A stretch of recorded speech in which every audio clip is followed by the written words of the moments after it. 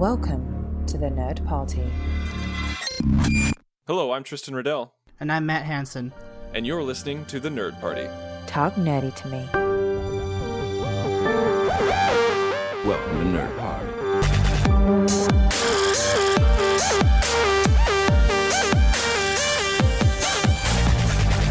All right, well, welcome to episode 9. Today we are going to be talking about our favorite movies to watch during the Halloween season because, it's October, we're getting closer and closer to Halloween, so now is the time to talk about it and watch it and just absorb it. But before we get into that, folks, we have a little bit of news that we want to talk about, and unless you've been living under a rock, you've seen the Avengers Age of Ultron trailer.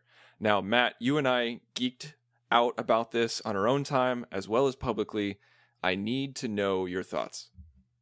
Do you want me to go first? Because we could be here for an hour. Well, I'll try to reel you back in because I was genuinely excited about this too. It's safe to say, as far as comic book movies are concerned, Age of Ultron is my most anticipated movie as far as comic book goes for next year.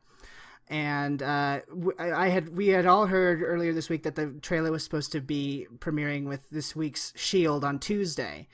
Well, I don't know if it was a Marvel insider or someone who just had access to the trailer beforehand, but it was leaked Wednesday afternoon, and then Marvel, I think, had a brilliant response to this. Instead of just trying to lock down the trailer and try to close a bunch of accounts, they tweeted out the Damn It Hydra tweet, and they just released it in HD so that everybody could see it. And holy crap, does this look amazing. Now, I'm glad that you brought that up because before we start talking about the framework of the trailer and what made it completely awesome, I am still not entirely convinced that this was a quote-unquote leak. I still think it's very possible that this was a planned leak. Now, I'm not complaining because I don't care either way because the trailer was awesome. And whether it was planned on Marvel's part in order to get us to talk about it a little bit more and just to get the news stories to write about it more, I don't think it matters because it's cool either way, like whether it's planned or whether it's not. It was just a little too neat and tidy for me to believe that it was a pure leak because the quality of the original leak was just a little bit too good. It still looked like it was recorded off of a camcorder, the first one. But It looked like it was a pretty good quality as far as the leaks go, because normally the type of leaks that we get are like a handy cam, it's off kilter, it's out of focus and everything like that, or if it's a rip, it's like super, super small. This was like almost SD quality. But like I said, I'm not complaining, I'm just saying it's a possibility because lots of companies have done that before. Well, I would be surprised. I mean, I think Marvel knew either way that whenever this trailer was going to be released, it would be the most talked about thing. And I think having it leaked made it even more like, you must see this before it gets potentially torn down. Yeah. Yes, absolutely. And it brought a cool anticipation to it where like all of a sudden I noticed in my Twitter feed and even in Tumblr and everywhere that people are saying, okay, it leaked. Watch it before they take it down. Watch it before you take it down. And for I lasted about 15 minutes where I said... Yes, you went on a whole tirade about why can't you let me wait, internet? You were so adamantly against a leak. I was because, I've said it on the show several times before. I'm a pixel junkie. I don't want to see something obscured and weird. I want to see it in the form that it was meant to be watched. Twisting your arm. I know. I completely admit it. I'm a weak individual and I just couldn't stand it because people kept posting GIFs of it and I was like, oh my god, this looks awesome, and so I just hit click play and it was amazing. I was thrilled. Well, let's talk about the structure real quick, and something that I definitely came away from watching this trailer, and I think many other people have too, is that I was always confident of James Spader doing the voice of Ultron, but actually hearing it, what it probably will sound like, I'm now even more convinced that I was right. And that he was the perfect casting choice for this character. You're absolutely right, and I remember that you and I were talking when this happened that there were people who were skeptical, and it was just so weird to hear that. I was like you and I are fans of his work, and as I was talking with you, I wrote my thesis on James Spader. Like, okay, so I know the work of James Spader, and I'm in love with his voice. I think he's a great actor. I'm in love with his verve, his presence. when he was on Boston Legal as Alan Shore, he gave amazing closing arguments where you just fell in love with his voice and the way that he presented himself. And when he was Robert California on The Office, like, he had this intimidating tone and he was just talking about paper and he still intimidated you. So just imagine what he could do with Ultron. And it sounds like he's going to give us a lot of great one-liners that we're going to quote throughout the entire movie, because from this trailer, we're all, people on the internet are already quoting him from this trailer. Oh, of course, because he's got what I think is going to become one of the most well-known one-liners of the movie, if it indeed is in the movie and not just a trailer line. Right. But the whole "there are no strings on me," that sort of thing, and it is becoming a cliche to take innocent children's songs and make them creepy in trailers. But I gotta say, taking the Pinocchio song and putting that as the background music to this trailer, it might be cliche, but it's cliche because it works, and it worked with me. Yeah, it worked with me too, because at first I didn't quite recognize it because I'm not a huge Pinocchio fan, but my wife is, and she of course said, like, "You idiot, come on, it's awesome, realize what you're listening to." And just like, I love how they mixed it, they slowed it down, they got a child to sing it creepily, I think, and then all of a sudden it blended into him. He said, all of a sudden the song gets replaced by his voice. And people are going to try to imitate that as much as they try to imitate Bane's voice in The Dark Knight Rises. Yes, but credit to Age of Ultron, again, maybe showing my Marvel bias here. I can understand Spader.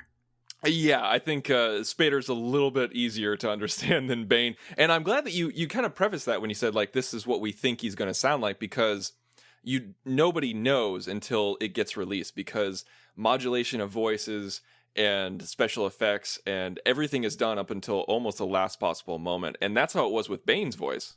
And that's what I was kind of surprised to see people say, well, the CGI looks kind of incomplete and shoddy. And I'm like, you idiots, you realize it's not done yet. Yeah, it's a trailer. And this is an early trailer.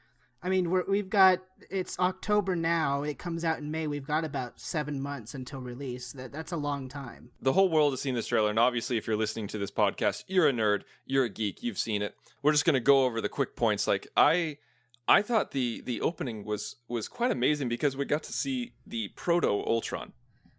Yes, because we know it's been told to the press and various news outlets that they're altering the story a bit, and Tony Stark is actually going to be the one who creates Ultron in this version of the story. And what I like about it is at the beginning, when you see that broken version of what I guess is going to be the first form of Ultron come out, it's a variation on the Iron Man suit.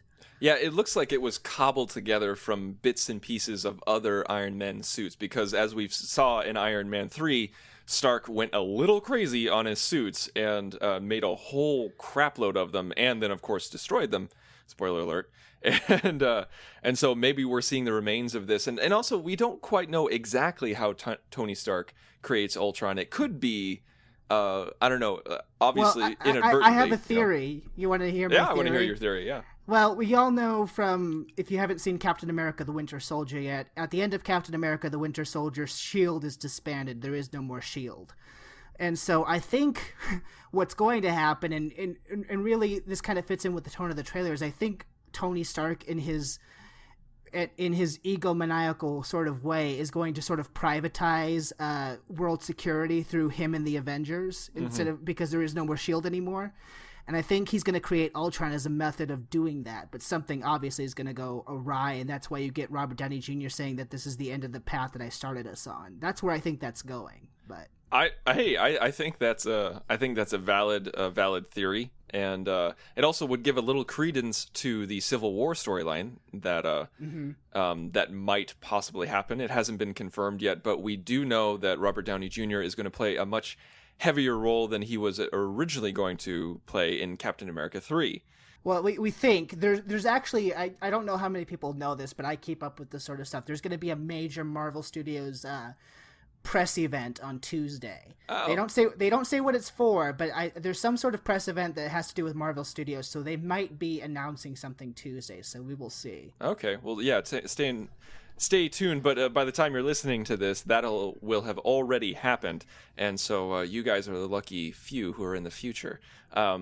I'm actually reading the Civil War storyline right now because, as you know, like you're the Marvel person, I'm the DC, and so I never read it before, and I'm reading it right now, and it's quite interesting. It sounds interesting. Now, keep in mind, guys, I have to out myself here a bit. I'm a Marvel guy, but I know the movies. Like, I haven't read a lot of the comics. So you're a cinematic universe Marvel guy. I'm a cinematic universe kind of guy. And really, I like other things that Marvel does, too. X-Men movies and the such. But I think it kind of helps my perspective because I'm not so beholden to the comic that it must be exactly like the comic on the screen. Yeah. But from what I've read of Civil War, it does sound interesting. They're obviously going to have to change it a bit because there's not too many secret identities in this cinematic universe. But thinking about it, it could be interesting, and they might be able to do it and have Bucky Barnes play a part because not everybody knows that he's the Winter Soldier, so that could be a secret identity thing. Yeah. I'm kind of hoping, like according to this announcement of yours on Tuesday that you talked about, I know this is a dream world that's never going to happen, but I would love it if they announced on Tuesday that they reached a deal where they could have like a one-time appearance of Spider-Man or something in the third Avengers movie or a Civil War storyline, because Spider-Man plays a huge role in the Civil War storyline in the comic books. And I think that would be interesting. It would be interesting. I don't know if, it'd be cool. I'm not going to say no to if it happens, but I don't think Marvel Studios is in the position of even needing Spider-Man at this point because they've built their own framework so much to the point where these Avenger films are even outgrossing the Spider-Man films at this point. So I think Spider-Man needs the Avengers more than the Avengers need Spider-Man, if you know what I mean. I think you're absolutely correct. I think it would be fun to see, but I don't think it's needed whatsoever. And a lot of people actually like the separation between Spider-Man and X-Men and the Avengers and whatnot. But let's get back to it. So we have Ultron, who is this proto being, and then we kind of see his evolution throughout the trailer, which I really like because we got a magazine release of a cover on, I think it was Entertainment Weekly. Entertainment Weekly, and it has Tony Stark and Captain America and Ultron on it. And the Ultron we see at the end of the trailer is very different from the one that we see on the magazine cover. So all we can assume is that this is his mid-level evolution. Because it definitely wasn't the proto one that we saw at the beginning, and it wasn't the one that had a much more articulate face at the end, where he said, "There are no strings on me." But we don't know for sure. I mean, that could be it, and maybe they're just using that image of Ultron for the cover because that's what it looks like in the comic books. Maybe they're trying not to get his look all away at once. I don't know. It's very true. We can't bank on anything. Even people, even what they release before the movie, even what is confirmed from Whedon and Marvel and other people, it doesn't matter. It's not until the movie is released will all the answers be given. But once Ultron comes out and does his little speech in front of the Avengers the first time, where he crushes the other Iron Man suit, and we start getting the song, this trailer kind of confirms for me a theory that I mentioned on this very show about superhero series, is that the second film is always more darker and more personal. It happened with Captain America 2. It happened with it's obviously happening here. It happened with, if we count the new X-Men films as their own trilogy, it happened with Days of Future Past. It looks like they're actually going to go through some really horrible stuff in this one, and we'll see who makes it out unscathed this time. See, that's the thing, is that just to keep going with the trailer, I mean, the things that we kind of see is we see Tony Stark as Iron Man in his Hulkbuster outfit, his armor, and attacking the Hulk, and then we see. So obviously there's some sort of strife between the two of them, and then we see a broken Captain America shield, which is just heartbreaking. We see Thor lift up Tony Stark by the neck. That's right. And we see Thor just absolutely lose it. Like he's like screaming at the sky, and he's naked in water or something like that. So we don't know if he lost his powers again or what's going on with him. And And plus, I don't know if you saw it, but there's a real quick, wide shot of all of them. I guess that they're in like one of the jets or something, and they're all sitting around looking defeated. And Mark Ruffalo is wrapped up in a blanket, looking like really terrible. Yeah, he looks really dejected, and he's just like, and like that's it. Kind of makes me think like maybe he wasn't in complete control when he was Hulk. Maybe something went wrong where he's no longer able to even somewhat control the Green Monster. My theory behind Ruffalo losing it, I think, has to do with the new characters we're getting in this film, which is Quicksilver and Scarlet Witch. And Scarlet Witch in particular, from what I've been told by my dad, who is a comic book fan, her powers have to do with mind control and hexes and that sort of thing. She's basically magic. Okay. So I think she's going to mess with the Avengers' heads, because at several points in the trailer, we see those two characters with Ultron. So I think they're going to start off as evil. Yeah, that's one shot that we saw, is that those two characters are just hanging out with Ultron. They're not fighting Ultron. They're not trying to get away. They're just with him. Right, which makes me think maybe Ultron breaks them out of that prison that they're in the end of Winter Soldier with. Who knows? Yeah. Oh, yeah, we don't know, but I think that's a very good theory, and just we see a lot of strife, a lot of negative emotions going around, a lot of collateral damage. Hopefully not as much as in Man of Steel, but well, I just can't wait. Like, and as you know, I'm not that big of a Marvel fan. I appreciate the movies, but I don't fall head over heels for every single one. I like the first Iron Man, the first Thor, and Captain America 2. That's about it. Like, the rest of the movies are just okay in my humble opinion. But this one, I've seen this trailer I don't know how many times, dozens of times, and I've even just listened to it, and I still got chills just from listening to it. I am very excited. I am too, and I do want to address, though, an issue that was brought up, is that this trailer is very, very dark. And there are people who I think are concerned that there isn't a lot of the fun interactions that were present in the first Avengers film. And I think that is still going to be there. I'm not too worried about that. I think they're just highlighting that this is going to be a very different plot from the last film. Well, see, the thing is, like, people who are worried about that must not know Whedon's work. You look at Joss Whedon and look at his style. He mixes humor and darkness very effortlessly. If you look at Buffy, Angel, Firefly, all of that has really dark situations dealing with demons and death and murder and violence, but he's able to bring the humanity out of that and find the humor within that shows how people can survive these dire situations, not making light of these situations, but show how hope and humanity can survive. And so I'm not worried at all. I'm not worried at all, and there's a rumor going around that there's going to be even more footage, because the trailer was leaked, quote-unquote. There's going to be even more footage released with this week's S.H.I.E.L.D. episode still, to keep that exclusiveness happening. And there's a theory that that some of the footage from Comic-Con was going to be showed, and there's a specific scene, I don't know if you've read about this, Tristan, but there's a scene that was shown at Comic-Con of all the Avengers hanging out in the tower. You kind of see them hanging out in the tower in the trailer. It's right, yeah, right before the Proto-Ultron comes out. It's supposed to be them hanging out in the tower, and it's them all kind of drinking and hanging out, and then they all try to pick up Thor's hammer, which you can't pick up because, you know, you have to be as worthy as Thor is.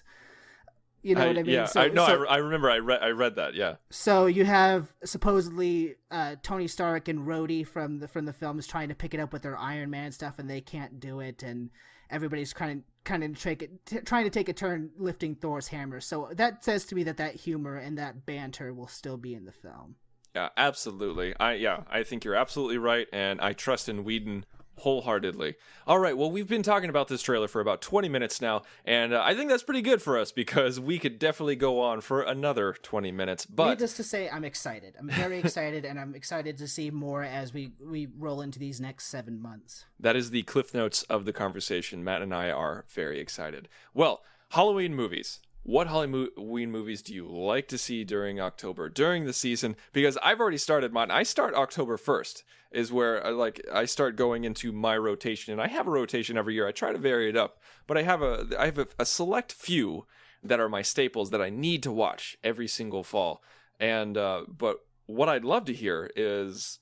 let's do it like we have done with our previous episodes, where we list maybe we list 4 rapid fire and then explain those 4. Well, actually, what we'd like to do. I kind of mixed it up here. I got a collection of movies, and I've got a collection of specials that I watched during the season too. So Well, that works. I tried to be a little bit eclectic with mine and not just horror films, although it's comprised mostly of horror films. Well, I would imagine coming from you that it was mostly horror films. But okay, I'll go ahead and start it off. And so I'll list four right off the bat: Shaun of the Dead, Interview with the Vampire, Sweeney Todd, The Demon Barber of Fleet Street, and The Village. The Village? Yes. Okay. All right. I don't want to hear any crap from you. I don't want to hear that exasperated sound from you, because I'll start with The Village. I'm gonna try to maintain the peace during this show, but off air, I just want to let the listeners know Tristan has criticized some of my taste in my own horror films, and I get it. My taste is not for everyone. But then you have no place insulting mine when one of your favorite films is The Village. Well, now, I did not say that this was a horror film. It doesn't matter. It's a bad film. No, this is a good film, and I'll tell you why. Okay. Well, if I knew that was your taste, I've got several Shyamalan films to recommend to you. Well, there's a select few of Shyamalan, or however you pronounce his name, films that I like. I don't like his latest work. I like his earlier work. Yeah, I was gonna say, you're probably, if you like The Village, you're all over The Happening. Oh my god, I hate The Happening. I'm a Signs fan. I'm a Sixth Sense fan. I'm a Village fan, obviously, and I'm an Unbreakable fan. I like Unbreakable, and a lot of people do like Unbreakable, but Village fan, you might be one of the very few in the whole world. I am one of the few, and it always confused me. Actually, one of my first films that I actually made myself, that like right when I got to college, it was snowing. And it was glorious, and my campus is really beautiful. My alma mater campus is really beautiful, and it was the first snow. And so I grabbed a girl and said, let's go make a movie. And so I just filmed her and me walking through the snow, and I put the score to The Village to it. And it was great. I loved it, and it was it was my first step into a much larger world of video production. And so it'll always hold a special place in my heart. But that's one of the things that makes this movie great, is the score. The soundtrack is phenomenal. It's one of the best soundtracks, one of the best scores to any movies that I've ever heard.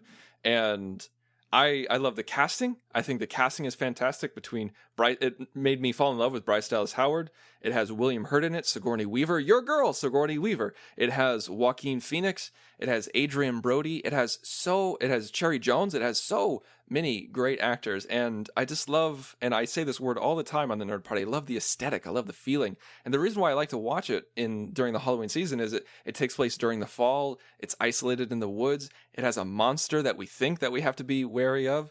And it's just everybody's freaked out about the monster. There's, it comes out at nighttime. It has a color red, which is very common in horror films. And it's just the very feeling of it is just spurs me. It just gets me going. The Village to me is like a warm blanket that I want to wrap myself up in.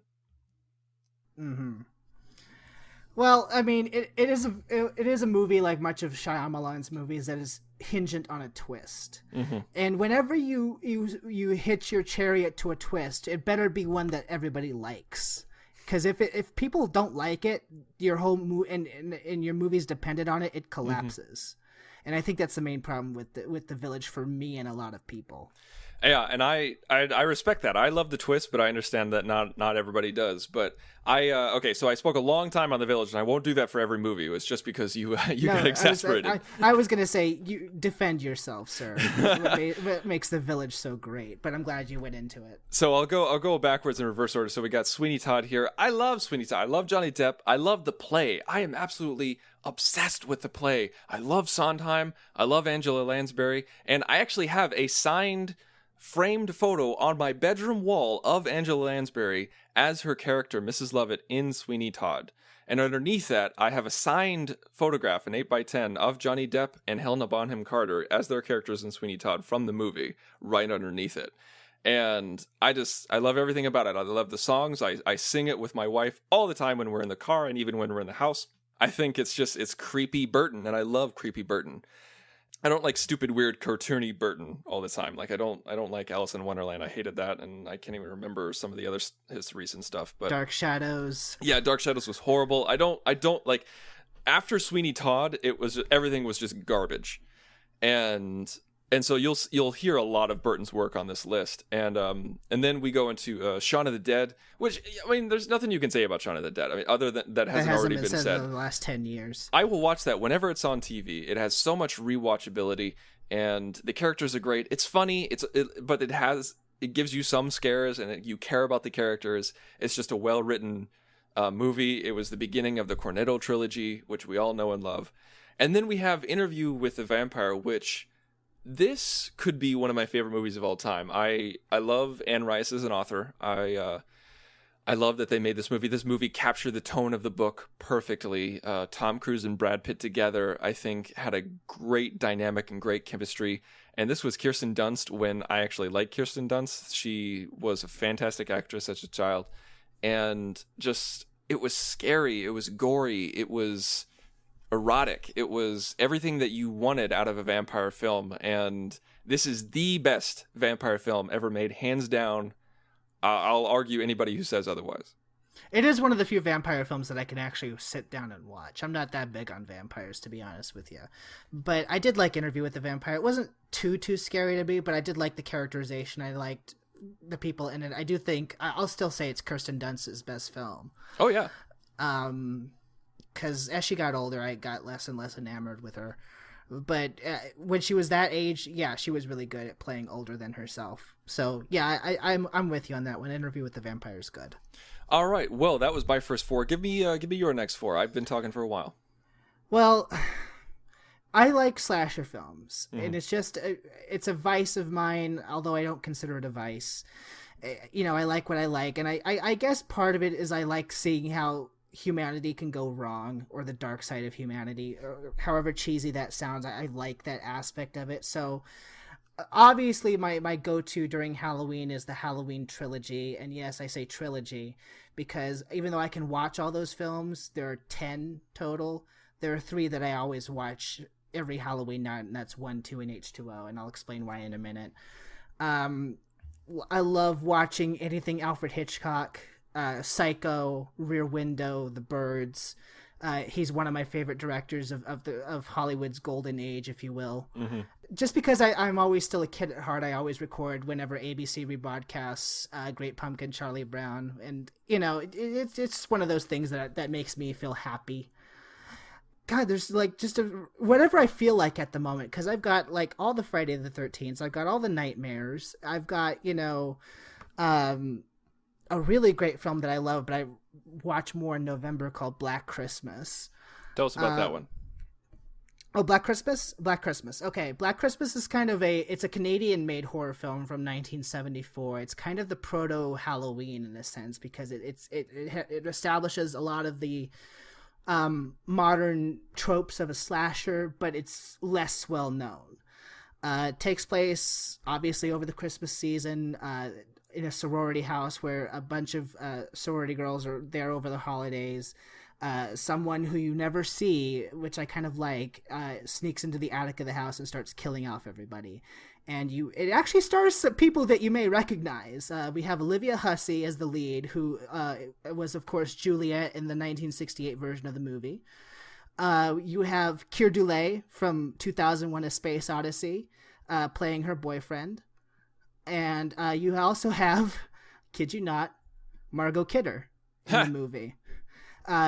Pre-Superman, she plays, surprise, surprise, the alcoholic sorority sister. Yeah, stretch.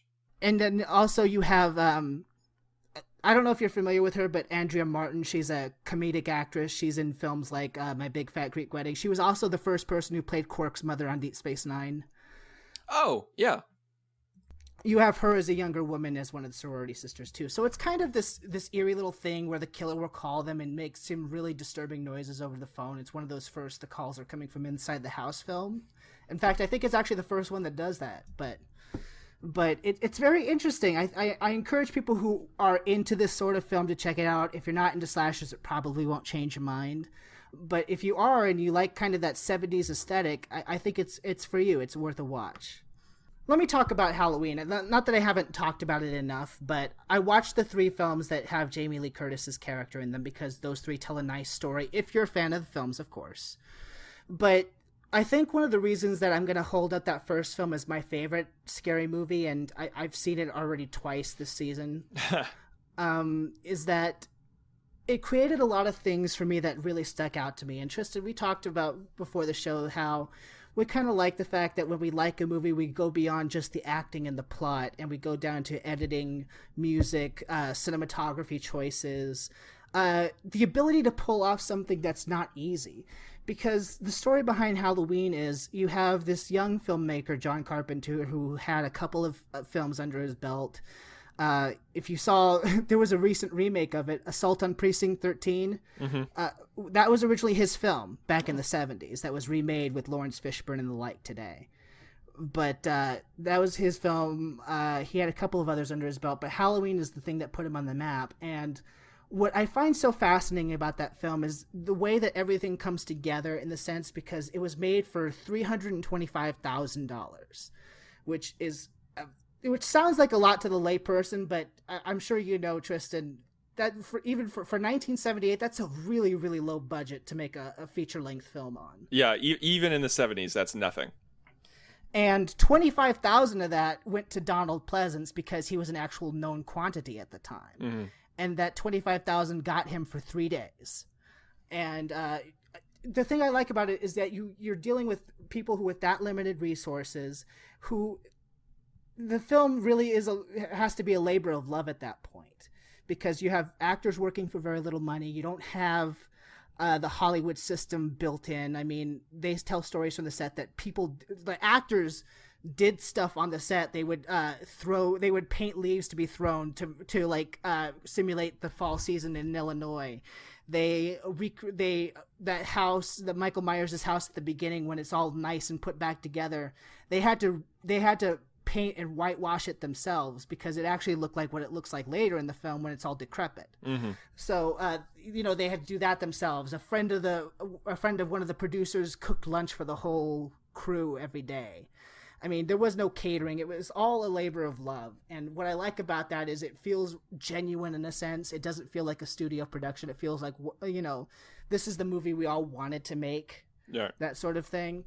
And as far as the movie itself goes, there are just so many choices that I love about it, because you think back to the 70s and you think back to the idea of suburbia. And back in the 70s, at least, suburbia was supposed to be a place where the crime didn't happen. That was all in urban centers of cities, where gangs and drugs and the like were occurring. Suburbia was supposed to be like the nice white picket fences part of America, where everybody knew each other, and everybody did everything together, and nothing bad happened in suburbia. And I liked that this was kind of the first film to subvert those expectations, and that suburbia can feel very dangerous, and ugly things can happen there, and things are bubbling underneath, just under the surface of the shiny veneer. Yes, it's not the nice Norman Rockwell painting we think it is, that sort of thing. I also I think the cast works very well in this together. Jamie Lee Curtis, this is the film that gave her a career. She widely acknowledges it, which I really like, because you see a lot of big name Hollywood actors who, when they get their start in horror films, they kind of shun it later as that thing that they had to do to get by. But what I like about her is she fully embraces the fans. She was at a convention a couple years ago and told lots of interesting stories, but it was also genuine, and I just love the direction that was used. There's very little blood. Mm-hmm. Things are lit in shadow. There's a brilliant shot in the film that I think is my favorite shot in any horror movie that I love, and it's toward the end where the Jamie Lee Curtis character has discovered her dead friends in the house, and she's leaning against this wall, and there's a room of blackness behind her, and then slowly but surely the light comes up and you can see the William Shatner mask that Michael Myers wears, and it's just so subtle, it's so brilliant, and the music that they use to accompany with it is just so it's so fitting for that scene that I think that it's a film where every technical choice made was the correct one. Less is more. Let the story and the effects speak for themselves. And I really think there's a genuine quality about that movie that, quite frankly, is lost in Hollywood horror movies today. So, yeah, the days of horror in the 70s and 80s of in Hollywood is very much past. It's the horror stories that we get today are really pretty much just how much can we get away with, and how much torturing women can we get away with, and how much gore, and how much, and how convoluted it can be. I mean, because even if you don't like the film itself, the story is very simple. Like, it's just its simplicity is its beauty, I think. When you try to make things too complicated, it gets less frightening. Yeah, I agree. I'm much more of a fan of the thriller than I am the horror, and I think Halloween, the movie, is very much more towards thriller than it is what we know horror today. So that's kind of my long-winded defense of Halloween, but you know, I kind of want people to understand that it's not just the slashing aspect that I like. I think the creativity and the behind the scenes of that movie is fascinating, and that for amateur filmmakers, they really pulled off something great, because until the Blair Witch Project, I don't know if you know this, it was the most profitable independent movie ever made. It was made on a budget of $325,000 and grossed it's $1978 over $70 million.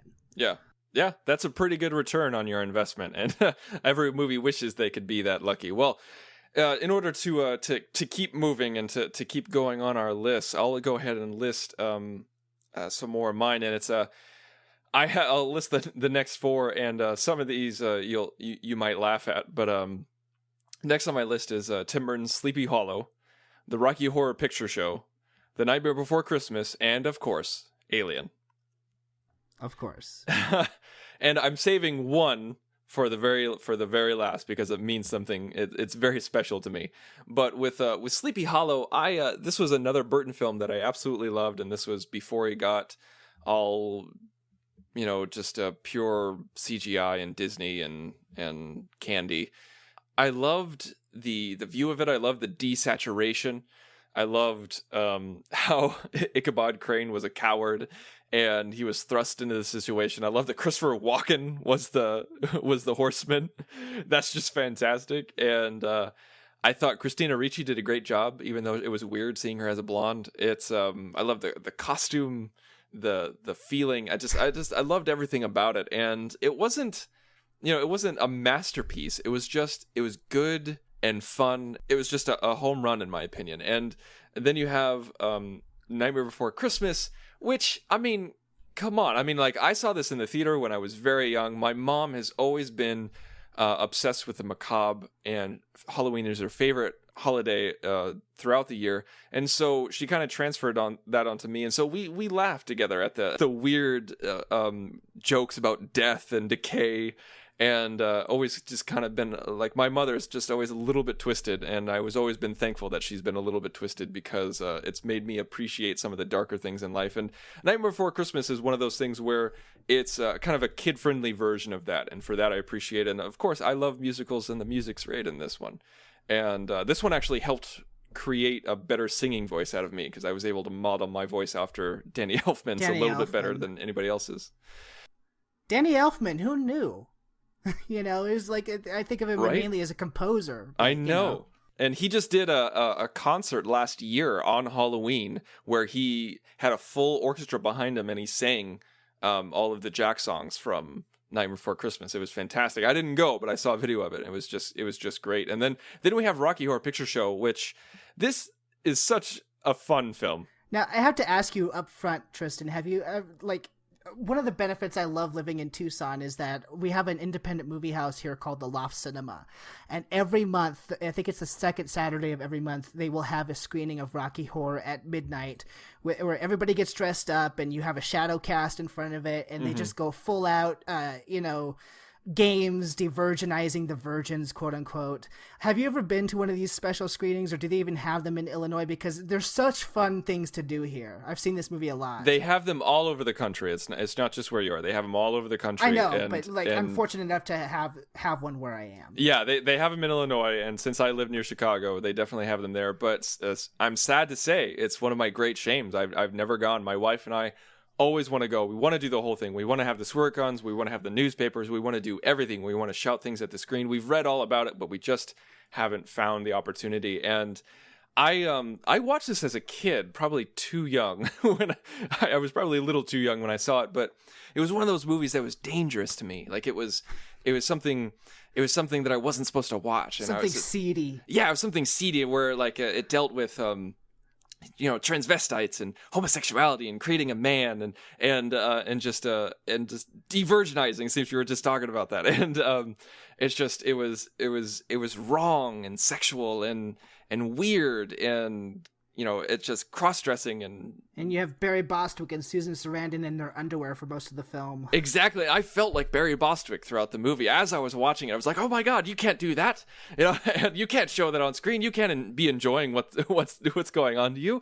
And so I felt like a little rebel when I watched it. I felt dangerous because no one else I knew that about that movie. No one knew about its existence. So I felt cool, and I felt like a rebel without a cause. And it's just, and so that's always stuck with me. And thankfully, when I started dating my now wife, I showed it to her, and I was like, oh God, like she's gonna think I'm weird because I love this movie. But then it turns out that she's like, no, I love that movie, and she kind of showed me this whole world where everybody loves this movie, and it's a cult classic. And it was just, as I said, this will always hold a special place in my heart, just for all those myriad of reasons. And for Alien, I'm not even going to talk about Alien, because we just did a whole episode. We just did a whole episode, and Alien's just fantastic. And you see episode 8 for our thoughts, and every other episode practically.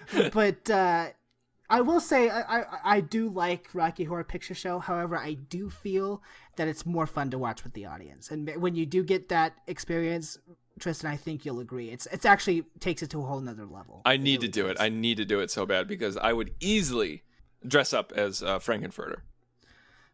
I don't know if I want to see you. I don't think anybody wants to see me that way, but it's going to happen. And I'm even that way inclined, and I don't want to see you dressed as Frankenfurter. So. All right. Well, I don't want to give away my final movie before I hear some more movies out of you. So give me talk about a few movies that you love to watch during Halloween time. Well, let me talk about a movie that I think, if I don't count Jumanji as a horror movie, I think it was my first horror film that I ever was allowed to see when I was. I think I couldn't have been older than 11. I'm a big Stephen King fan. I read a lot of his books, and I like a lot of his book-to-film adaptations. In fact, I'm hoping maybe one day we can do an episode on what I consider of some of the best ones. But one of the first ones that I ever saw was the first film that was ever one of his adaptations, and that was Carrie from 1976. Sissy Spacek, Piper Laurie. I still watch. In fact, I think I watched it last week because it's on Netflix streaming, and I just remember being so messed up by that movie when I was 11. It gave me that love of being scared. It was my first sleepless night from a horror movie, but it's just acted so beautifully. And for most of it, it's not really a horror film in the conventional sense of people dying and stuff like that. You just see this girl's life and how terrible it is, and Sissy Spacek gives an amazing performance that I think can never be replicated, as the remakes have shown. But she's just so quietly tortured and brilliant. And Piper Laurie, of course, as the mother, is one of the most frightening religious fanatics to ever be captured on screen. And the funny thing about that is, I don't know what she was thinking at the time, but she kind of thought that because her character was written so over the top that it was supposed to be a dark comedy and not a horror film. So she played it as such, but it still comes across as really, really scary. So, and of course, the whole prom scene at the end just kind of messed me up because, seeing everybody die like that. And I've never seen somebody's eyes open wide so big as the way Sissy Spacek do in that scene, where it almost seems unnatural. Yeah, only she can do that. And so you've seen the original version then? I have seen a lot of the original version, but it's one of those movies that I haven't seen all of it. I think you'll still like it. You might run against the same kind of impediments that other 70s films have for you, and mainly the fact that most of the high school students are played by 20-somethings. Yeah, I can't stand that. You just got to let that go though, because that's even today. Most of the high school students are played by 20-somethings today. Yeah, but as we talked about, in the Halloween movie, some of those people were in their 30s. Well, one was in their 30s, but so in this movie you got Nancy Allen, who you know from some perhaps the RoboCop films. Oh yeah. playing the lead bitch of the film. You actually have one of the one of the girls from Halloween is actually in Carrie. She's Nancy Allen's best friend with the little hat with the rainbows on it and stuff like that. She's also in Halloween as a girl who was saying totally all the time. Okay, so was she in her 40s yet? No, she was in her 20s. You just gotta let it go, man. I can't. Yeah, you can. It's called suspension of disbelief. It's what a good audience member can do. Ooh, claws are coming out. And you also have, it's John Travolta's first movie. I forgot he was in that. Yeah, and he's got to be 20-something in that too. So, and Sissy Spacek was 26, but it doesn't matter. They all give the performances that are needed. And they're so good that, like, they kind of transcend age for me. It's kind of like, I don't know. We even had the reverse of it today, where I see someone like Jennifer Lawrence, for example, and I could see her. She's 23. She's younger than I am, but she's such a good actress that she could pull off playing someone who's 30 when she's 22. Right. You know what I mean? So it just depends on the kind of performance that people give. And that's fun to see. I like to see the reverse of that. And I just think that as long as the story's good, the performances are good, the music is brilliant, and I think it has one of the best ending scares of all time. I don't know if you've seen the end of it, but I love that movie. It always holds a special place in my heart for being the first movie that horror movie that actually really scared me. Well, I'm glad that you phrased it that way, and I'm glad I definitely, as I've seen a lot of parts of it, I definitely need to see it in one cohesive bout. And I like that you phrased its very special place for you, because this last movie that we'll end on, for me, is Hocus Pocus.